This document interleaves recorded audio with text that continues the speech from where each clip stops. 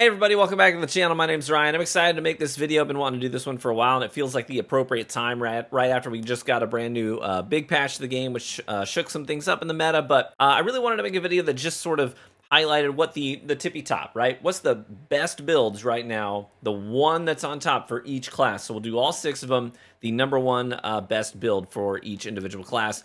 And just note, these won't be like my favorite builds. These will be the best ones. So if you're like just starting to dip into a new class, you want to try it out, and you want to know, okay, well, what's the sort of like the S tier upper echelon? And start with that, and then start experimenting after that. You totally can. But so these aren't my favorite builds. They're just the ones that I think are the most effective, hands down, in operations. And I'm going to go ahead and timestamp each individual class for you. So if you're like, I already know what I'm using on heavy, I know what this one is, you can just skip right to whichever class you're most interested in the video on the bar at the bottom of the window right now. So let's dive into them. And but first, before we do, we got to say thank you to our sponsor of today's video, Filmora. As a beginner in video editing, you might feel overwhelmed by the myriad of expensive editing software available in the market, like Premiere Pro. You got DaVinci that's too difficult, CapCut that has no screen recording. Why not give Filmora a shot? A new editing program that's made to be user-friendly and leverages a wide variety of AI-powered features to make high-quality editing accessible to the novice editor. There are 21 core features that really elevate your game, like screen recording to capture any moments in real time that you think might go viral. There's speed ramping, so you can speed up the less interesting moments and then slow down on the exciting ones without deleting the context of the highlight. You've even got over 3,000 AI video effects, as well as an AI music generator to get exactly the sound you're looking for, and sound effects to make your clips stand out. Why not zoom in on your face as you react to a crazy play or a hilarious death in real time? Or even do a split screen comparison between 2 weapons and their reload speeds to show your viewer exactly what you want them to know. Filmora is an all-in-one screen recording and editing software that can be directly shared to social media. So kick off your content creation journey today by clicking the link in the description and pinned comment and download Filmora right now. All right, let's get back to the video. All right, let's kick things off here with the Vanguard. I wanted to start with this one because I think it's a great segue to sort of step into a conversation about more nuanced variables in the game, because I think I still see a lot of people who have misconceptions about what's really going on under the hood of some of these weapons in the game. So this is what I think is the best build. I'll show you the perk tree and the weapons. And I know people right out of the gate, they always get mad when I don't put the Melta in there, but there's a really good reason for that when it comes to the Vanguard specifically, okay? And I want to talk about that. I think it's a really important discussion to have. I think the Melta is a phenomenal gun, right? Point, shoot, things die, and it can stun enemies. But I'm actually going to recommend for the best build, for the best mileage on Vanguard, I think you should run the Instigator Bolt. And, you know, a lot of people have this misconception that, you know, you pull the trigger on a gun, you see the damage in real time, and you say, oh, bad gun. There's a lot more than that. So a lot of people don't know this. The Instigator Bolt Rifle does double damage to enemies with ranged weapons, okay? So if you have a guy with a sniper rifle on the wings while you're in the thick of things, maybe you've got the Vine launchers, the Venom launchers, guys, out on the edges, or especially when you're dealing with Chaos enemies who are zipping around, teleporting around. You're like, I only have 2 charges on my grapple anyway, so I can't follow him forever. The Instigator Bolt is the best option because it does double damage on ranged Majoris enemies. So those guys that are causing problems in the wings, and that's really what your job is as a Vanguard, is to take down high priority Majoris enemies that are on the field. That's kind of what the Vanguard specializes in. So this helps compensate for our lack of effectiveness at range as a Vanguard. It's going to make us not useless against things like Zoanthropes, Neurothropes, you know, boss fights, because the Melta doesn't do great boss damage. So this is going to make us effective in places where the Vanguard really struggles. It's also going to help us, like I said, take down the big Majoris guys that do range damage.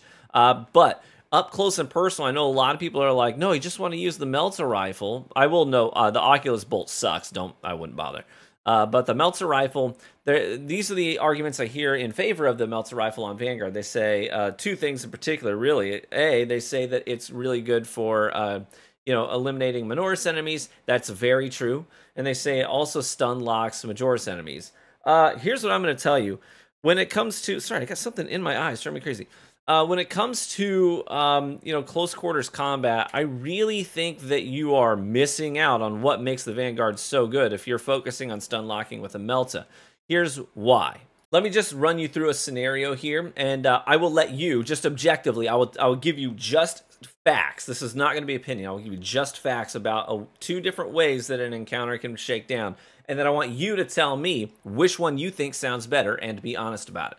So let's say I walk up to a Majoris enemy he's got his 2 swords, is a Tyranid Majoris, and he jumps at me, he puts his hands over his head like this to come down and hit me, and I have a Melta rifle, and I go boom, okay? And it interrupts that attack. He gets knocked back like this. So you interrupted him, you've knocked him back, and if anyone else was right next to him when you did that shot, they got knocked back too, and you did 29 damage to him, okay? He has about just under 300 hit points total, okay? So you've done 29 damage to him. So it's a little dent in his overall health. That's scenario number 1. Here's scenario number 2. Same thing, same build up here. Guy, Majoris enemy with 2 swords. They come over his head like this. You're a Vanguard. You're using a fencing sword. So instead, you perfect parry it. Boom. He gets knocked back. You immediately follow it up with a gun strike. Boom. That gun strike now does an AoE stun in 360 degrees. So it's not directional. It doesn't just stun the guy in front of you. Everything around you gets knocked back and stunned and interrupts whatever attacks they were doing, assuming you got the gun strike off. The gun strike, if you didn't know this, gun strike damage is not shown on the endgame screen. Right? It is not shown. If you were to, I've done this, if you were to load up an operation, all you did was parry an attack and gun strike it and then let yourself die, it would pull up the endgame screen, and even though you got a gun strike, it will show 0 melee damage and 0 range damage for you. The game will not show you that at the endgame screen, but it does damage. In fact, it does over 100 damage. So you have now whittled down more than a third of that Majoris enemy's total hit points, and you did a 360-degree stun. So you used no ammo to do it. So, again, I ask you, which one of these scenarios sounds better? 29 damage and a directional stun, and losing 1 ammo out of your reserves. Or losing no ammo out of your reserves, doing a 360-degree stun, and doing over 100 damage. Basically a little more than quadruple the damage of your Melta shot. Which one of those sounds better? I think it's obvious, like if we're being honest with ourselves, objectively, obviously the gun strike is better. So when we're talking about Majoris, taking down Majoris enemies, I really do think that the Vanguard excels here. There's some stuff, you get melee mastery here to give you a little bit of a bump up there. You're also flying in and kicking them in the face, which makes them take more range damage. You can fly in, do a headshot burst with the Instigator, which is going to do a lot more damage than a Melta rifle shot, by the way. And then just start swinging, kicking, parry, gun strikes. Like, quite frankly, gun strikes are going to be the thing that takes down Majoris enemies as a Vanguard. It's the fact of the matter. Plus, we have, the 360-degree stomp on the chainsword, which is going to help us take down the Minoris level enemies. So I really do think the best approach here is to do Instigator Bolt, Bolt Pistol, and Chainsword. And do a fencing one, because we're really an assassin here. We're taking down the big guys with our fencing, parries, and gun strikes. We're using the stomp and 360 degrees to take down the Minoris level enemies. The chainsword does great ad clear, right? It's not a Melta rifle. I'm not going to lie to you and be like, oh, pull the trigger once and everything dies. No, it's a chainsword. You have to do 360-degree combat. Once you get used to it, it's really effective. So you basically get to do ad clear just fine, while also having big damage on both ranged guys with this and melee guys with the chainsword and the gun strikes. So again, here's the perk tree, melee mastery, and then in this column here, I really don't think you can go wrong with either one of these. You got close combat focus, where you take 20% less melee damage but 10% more range damage. If you're in the thick of things, you're going to be fine, right? And I really like using this. This is usually what I roll with, because I have my parry windows basically down pat at this point, okay? But if you really want to focus on the gun strikes, this is not a wrong option either, at all. Not at all. Here we're going to use honed reactions. When our health is less than 50%, our perfect dodge window is doubled. All squad members can restore ability charge by 15% by performing finishers, which is obviously a wonderful perk to have. I use the shockwave kick. So when I fly and I kick people, they get stunned. Everything around them gets stunned.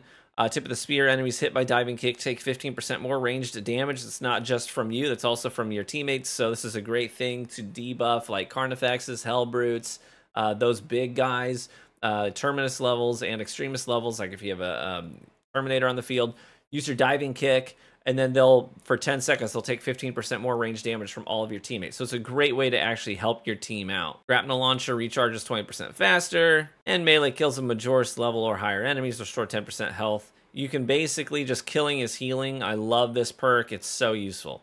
That is the best build on Vanguard. This is probably going to be a longer video. So it's a good thing I got a cup of coffee. It's like 8:30 in the morning. I got my cleric mug because my current D&D character is a dapper little gnome cleric. He's awesome. Let's move on over to sniper. Okay, so remember I told you not all of the builds I'm going to show you today are actually going to be my favorite ones. That's because my favorite build on the sniper is actually the bolt sniper. I love the ammo economy. I think it's just really fun to play with. I love the immediacy of pull the trigger, bullet leaves. But that being said, the best is going to be Las Fusel and bolt pistol, combat knife, obviously. But the Las Fusel with the wider beam is the way to go here. Okay, we want a nice wide beam because we're going to get multi-kills on Minoris level enemies. And we're running this perk here that's going to give us ammo recharge whenever we kill more than one enemy with a single shot. We got a wider beam, so doing that's a lot easier to do. That's good because the ammo economy is not great on the Las Fusel, so it's good to be able to regenerate your ammo on kills like that. But we're also going to do Vantage Point in combination with Targeted Shot, and then Lingering Concealment. So these, we're going to go into camo. We're going to shoot with the Las Fusel after staying still for a couple seconds. We're going to do 20% more damage there, and we're going to do 75% more damage here. So our Las Fusel is going to get like just absolutely cracked out of its mind. So we're going to do insane amounts of damage here. It's the second highest single target damage of any weapon in the game, right? The Las Fusel is the second highest potential damage ceiling. It only gets beat by the heavy plasma. But yeah, when you stack those buffs, it's enough to get a Majoris level enemy finishable, executable on Ruthless in a single bullet. We've got squad renewal and renewal here, so we are going to be restoring our ability charge, our cloak, with every headshot kill that we get, which is really easy to recharge. So it's basically perma invis. You go invis, you take your shots to eliminate a big target, switch to the pistol, start popping some heads on some gaunts. Now your camo's back and you're good to go. I think most people run emergency override here when you take lethal damage. Instead, you just become invulnerable for 5 seconds and go invisible with a 3-minute cooldown. I don't like that. I mean, it's a nice safety net, but I want something that's going to be actively keeping me alive, not helping me out when I die. You know what I mean? I don't tend to go down a lot on sniper anyways. It's a much safer class to play if you're playing it right. So I prefer evasion because now I'm going to get some free invis that's going to help stack. I mean, I can stack these perks on top of it again. But especially when I'm fighting bigger enemies, especially like you think about the Hive Tyrant fight, Terminus enemies, Extremis enemies, if I just perfectly dodge an attack, or there's a lot of really easy attacks to dodge from Majoris enemies too. Perfect dodge, now we go invisible, and we can get a free, like, get the aggro off us, run away, or we can just turn right around and hip fire the Las Fusel into somebody's stupid face and get big damage. I used to run Melee Mastery here for the extra melee damage against Majoris enemies, but if I'm doing my job right, they're going down with the sniper shot anyways. I think actually picking up your teammates 30% faster, it feels faster than 30%, by the way. It feels like you're picking them up twice as fast. I think the Medicae Adept is the better thing just for the team utility there. So picking them up more quickly, getting them back in the fight. But yeah, this is the way to go on Sniper. You're going to be invisible basically all the time if you want to be. Plus, you're going to be eliminating the high priority targets really quickly with the Las Fusel charge shots, especially when you're stacking your buffs. So if you play into the strengths, if you play the buffs properly, you're never going to die, and you're going to do a ton of damage. Boom. Let's move on to the heavy. I friggin' love playing heavy. So again, this is another thing where you have two amazing options. I think most people are probably going to tell you that the multi-melts is the way to go, and you really can't go wrong there. I know people always get mad at me if I say something's better. It's a phenomenal choice. It's not bad. I've never said multi-melts is bad. It's one of the best weapons in the game. You can't go wrong there, but this is the play.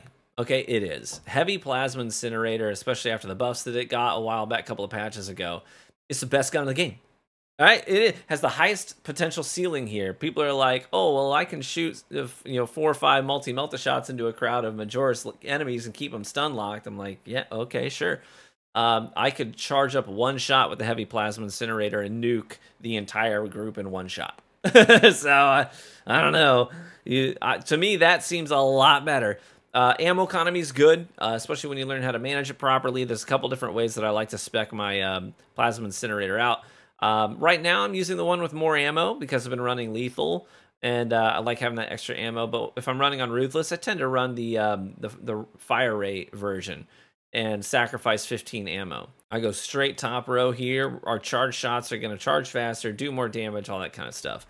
But the heavy plasma incinerator has the highest damage ceiling of any weapon in the game. At base, it's going to do 269 damage for a charge shot with a huge splash zone, by the way. So everything caught in that blast radius takes almost 300 damage.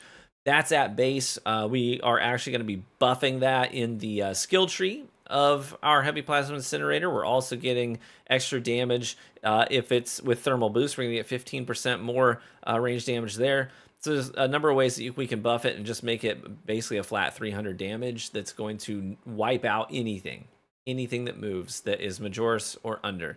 The single shots do more damage than a Melta, right? So the heavy plasma incinerator uncharged shot, just bing, bing, bing. You're basically launching grenades is the best way to think about it. You're lobbing grenades. It's got much further range, obviously, than the multi-melta, so we're effective from further away. We can also use it against neurothropes and zoanthropes, where the multi-melta really struggles against the bigger targets and doesn't do great damage on single targets anyways. So the uncharged shot from the heavy plasma incinerator is going to do 60 damage at base, while the multi-melta shot is going to do 56. So again, it's more damage with the heavy plasma, just with the uncharged shot.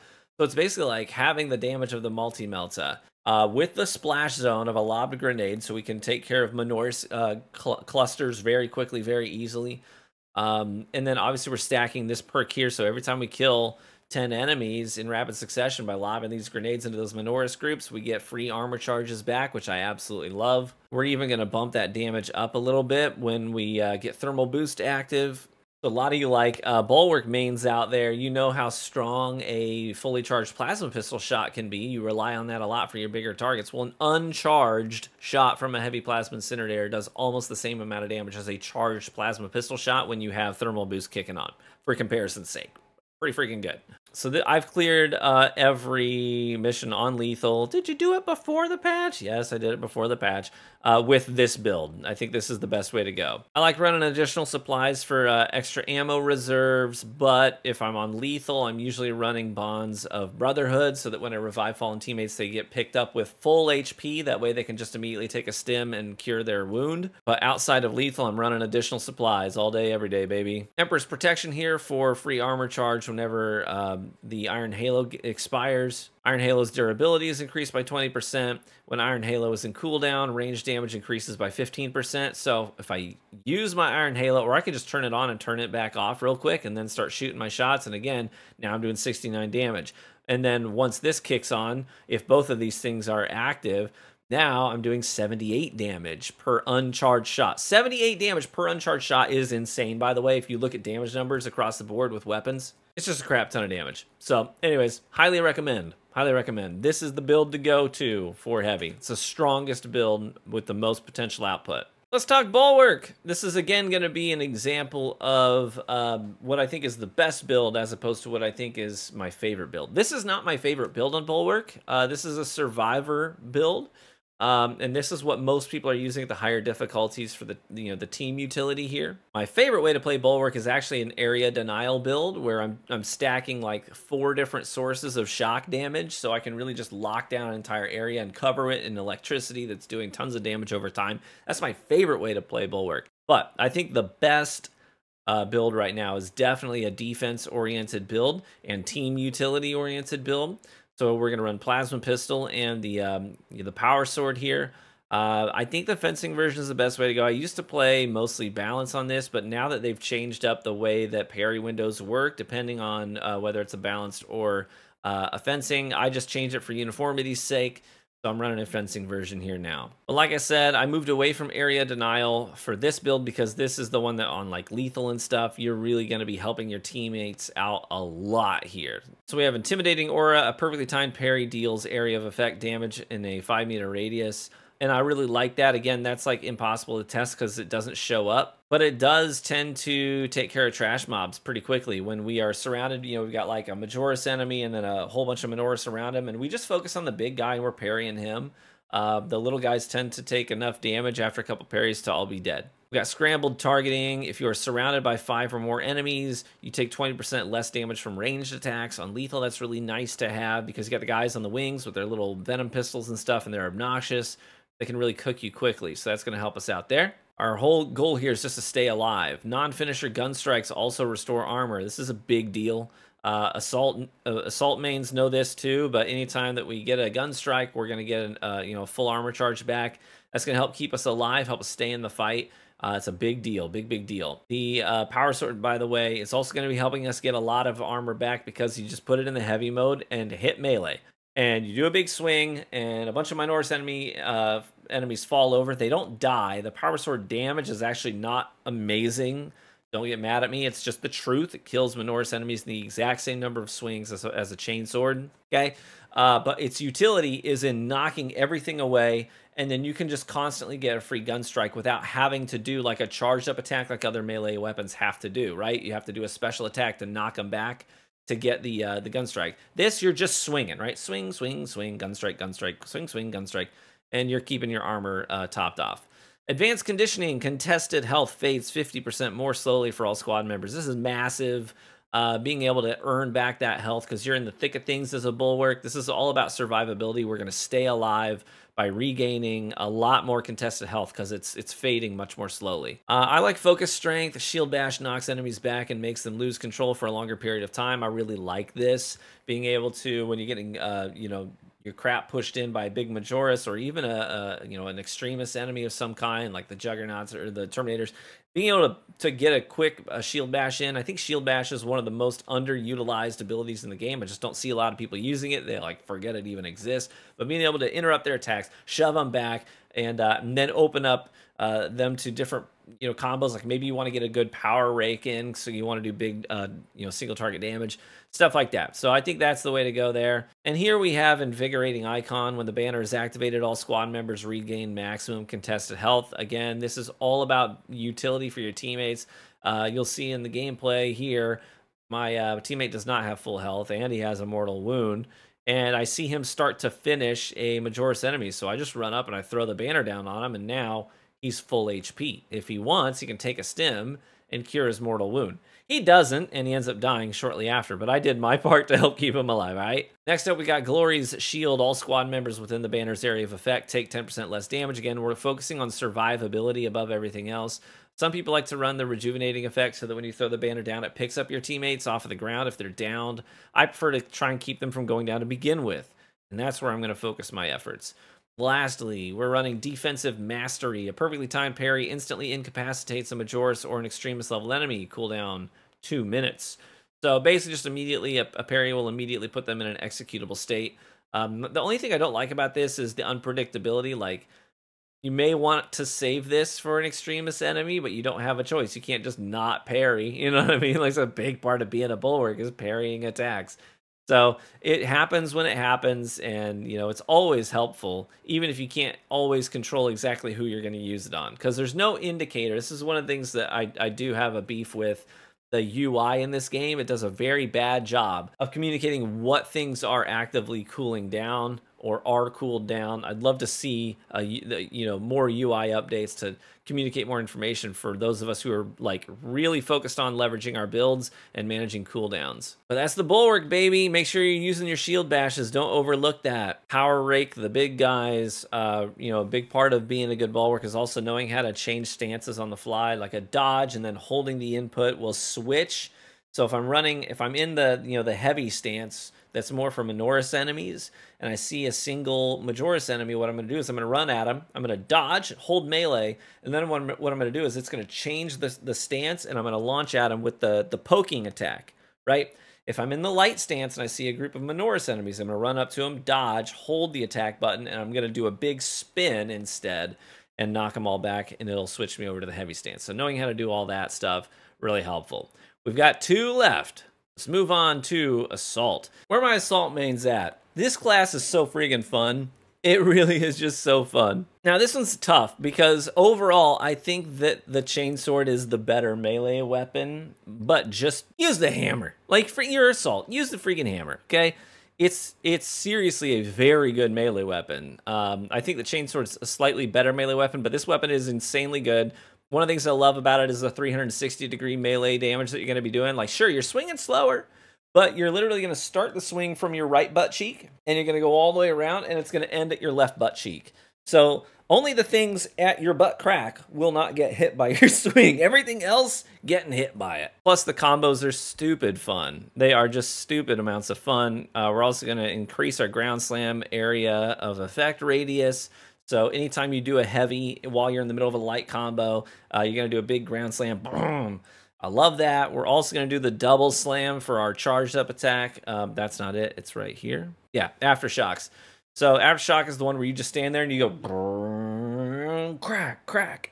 Super fun to do. But anyways, this build is really, really fun. Obviously, heavy bolt pistol is your best choice here. Just going to say it. The other pistols are fun, yay. But heavy bolt's the way to go. Remember that thing I told you about gun strikes? That they do insane amounts of damage. Yeah, so that's what assault is all about. You're freaking John Wick. And I know a lot of people don't like this. I freaking love it. I mean, you like what you like. A lot of people think that this class is all about shooting into the air and coming down with a big slam. And that is definitely a big part of what we're doing. But assault really is about getting into the thick of things and completely just eliminating all the big guys too, okay? A lot of people think this is all about Minoris control. It's not. Like, yeah, we're going to kill all the Minoris guys when we bring the hammer down from the sky, but now that we're in the thick of things, we are going to destroy Majoris enemies in a way that other classes only wish they could do. We are John Wick. We are out there just assassinating these big guys with gun strikes. Because let me break this down for you, okay? Non-finisher gun strikes also restore armor. That's a big part of what we do. Okay, we're going to be doing lots of gun strikes on the assault, and every time we do it, we're getting free armor back. By the way, if you do this against a Terminus level enemy, you get full armor. Yeah, unless they fixed it in the most recent patch yesterday. This gives us full armor. Like if you're face tanking the Hive Tyrant and he hits you twice and you're down to no armor, but then you get a perfect dodge in and you get a gun strike, hey, you're full armor again, baby, let's go. That brings me to another point. Assault, by the way, just innately has 50% increase to their perfect dodge timing, okay? So sometimes you're actually better off not even parrying. You're better off doing a perfect dodge. By the way, this opens us up to a lot of Terminus level enemies. You think of the Hellbrute, I think of the Carnifex. A lot of these guys, especially the Carnifex, a lot of you guys know this already, but the Carnifex's attacks, you can parry them, but most of them, I think there's only one melee attack that he does that can be followed up by a gun strike. All the others you can parry, but it will not allow you to gun strike. So what we want to do is we want to bait him into doing his charges where he's running at you, and we're going to have a nice long perfect dodge window on assault so we can dodge, gun strike, dodge, gun strike, dodge, gun strike. And if we do that, we are also going to be doing extra damage on our gun strikes, 50% more damage, by the way. What does this mean, like, in practice? Well, it means that the assault can take down Majoris level enemies in 2 gun strikes. Nobody else gets to do that. Well, I mean, the Bulwark can if they have their 2-minute cooldown, but on every single Majoris enemy we face, 2 gun strikes, they're dead. They're cooked. So we're going to want to leverage our longer windows for perfect dodge. So we can perfect dodge, gun strike, perfect dodge, gun strike. Guy is dead. We love that. Also, consecutive execution, killing 15 enemies in rapid succession restores equipment charged by 1. I really like doing this because I get to keep crack grenades, basically start to fit. As soon as I find crack grenades, because I'm going to use them on the bigger guys, I've got the hammer for the Minoris guys, I've got my gun strikes for the Majorises, and then I just start stockpiling crack grenades for the Zoanthropes and the Neurothropes, because that's where we suck as assaults. Like, I'm going to just be honest, guys, we suck at taking down Neurothropes and Zoanthropes. We got to wait for the Neurothrope to do his ground wave attack so we can get in the bubble and throw down in the Thunderdome, but even then we have a really small damage window before he goes invincible, raises up into the air, and does an AoE attack, so we got to get out of there quickly too.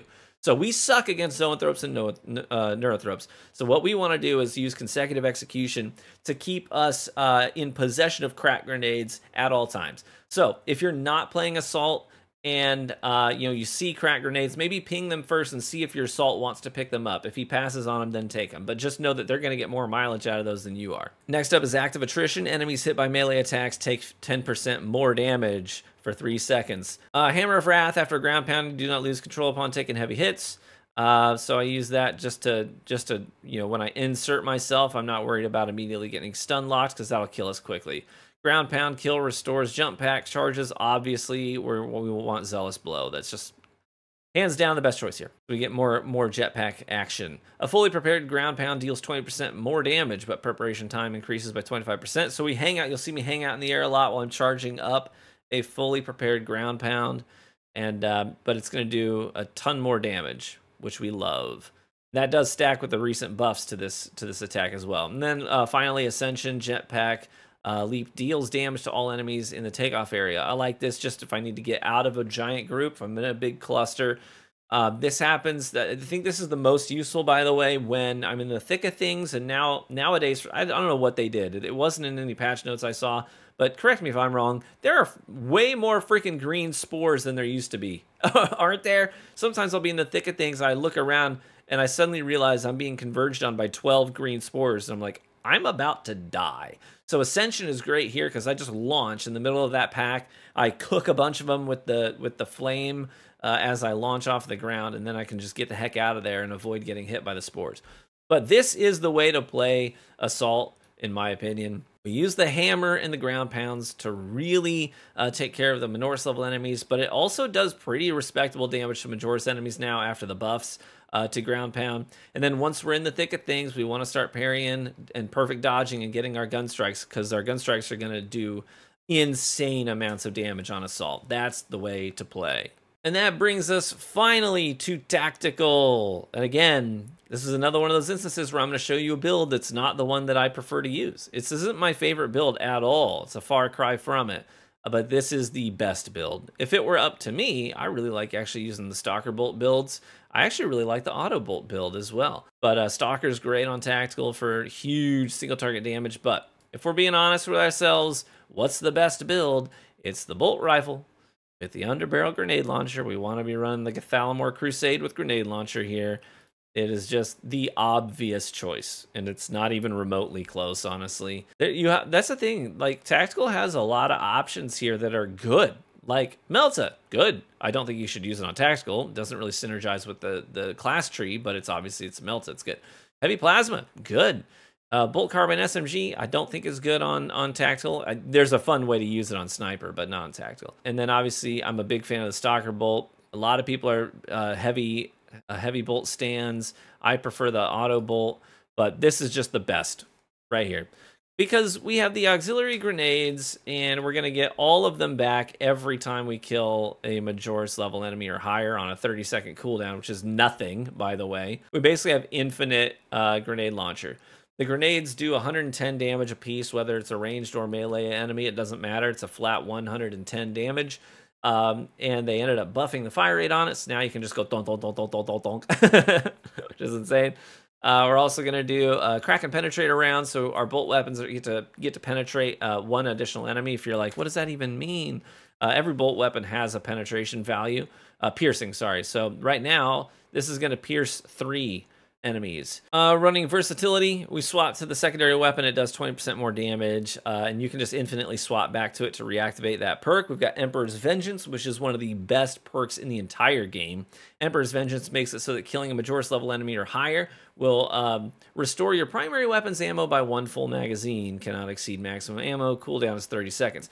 This means we get full auxiliary grenades with every time we kill a Majoris enemy, and we're going to be killing a ton of them. So you basically have infinite GL shots that do 110 damage a pop. You can lob them from far away, destroys groups of Minoris enemies, destroys majors, does huge damage on bosses. Like, hello, it's the best thing there is, right? Transhuman Physiology, all squad members restore 30% more contested health. I like this personally. I like staying alive, especially since we don't have a way to heal on the fly as a Tactical. There's a lot of different ways to run your Auspex scan. I will show you my preferred way, but this is not the way that everybody takes. Priority targeting, the mark from Auspex scan lasts 8 seconds longer, 8 at base, so now we're at a net 16 seconds for the Auspex scan. but it ignores Norse level enemies. Listen, they die so easy, I don't care, right? Not a big deal. We're gonna go with longer duration, and it's only gonna scan the big guys. Here's where I see a lot of people, choose to go a different route. A lot of people run precise calibration. Enemies marked by Auspex scan take an additional 75% damage, but Auspex scan radius is reduced by 25%. So the scan itself is smaller, the radius is smaller, but we add another 75% damage buff. Listen, to me, battle focus is by far the best because we are going to be in combat with Majoris level enemies all the time, right? All the time. And this is a free scan. Anytime we want it, it's a free scan. No cooldown whatsoever. Every perfect parry is going to apply the Auspex debuff. We can use this on Terminus guys. I can use this on the Hive Tyrant. I can use this on just a standard Majoris enemy. I can use it on the Hellbrute. I can use it on the Carnifex. And I don't have to wait on the cooldown of my Auspex scan, right? It's just 100% uptime. This is insane, and you can refresh it on the same target if you want. So if you're in a long fight with a Carnifex, you're out of ammo or something, and you want to help your team out, you just get in there, you parry something that he does. Now he's got the Auspex scan debuff. They start dumping into him. The debuff goes away. I step right back up into his face. I parry him again. Now he's got the debuff again. Like, this is insanely useful. Constant uptime. I think this is hands down the best way to go. Finally, expert timing. Enemies marked by Auspex scan take an additional 100% damage. Huge. Double the debuff on him. But the mark's duration is reduced by 4 seconds. Now we're looking at a net 12, right? Because this bumped us up to 16. 16 minus 4 is 12, so 12-second scan, which is still 50% longer than the base 8. Finally, marked for death, a headshot will instantly kill a Majoris to Extremis level enemy marked by Auspex scan with a 2-minute cooldown. This is, hello, this is super fun.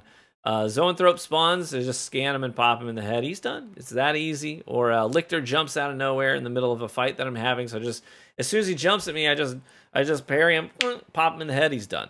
Cooked immediately. I love this. So much fun. That is the best build for Yield Tactical right there. And I think that's everybody. I think we hit them all, didn't we? Man.